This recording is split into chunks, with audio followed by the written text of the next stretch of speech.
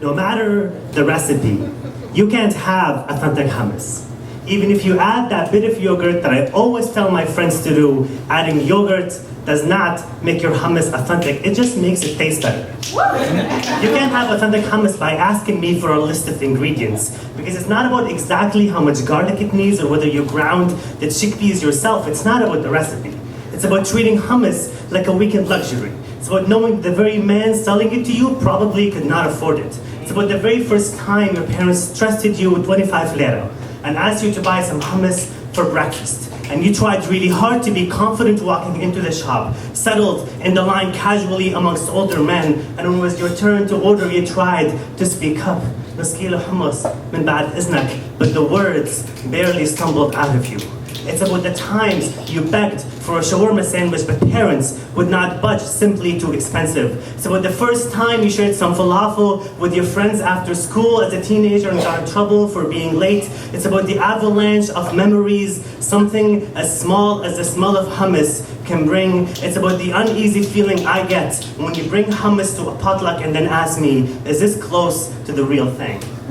You can have authentic hummus as much as I can have an authentic street hockey game as a child. I'm 26 years old.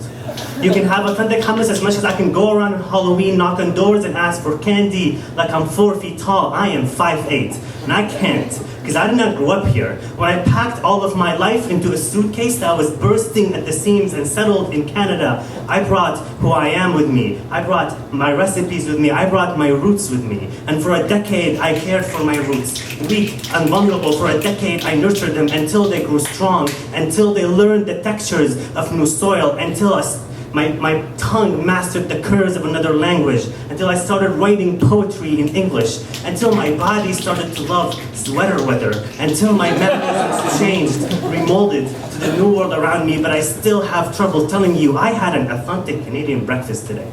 And while that teaspoon of yogurt will make your hummus taste ever so close to the hummus they make in Damascus, and while your friends will give you nods and yums, you really are not having authentic hummus. But please do, have hummus as often as you like. Use it on other recipes, add roasted red peppers, use it on your authentic Greek gyros, but until you lose everything you know about navigating the world around you.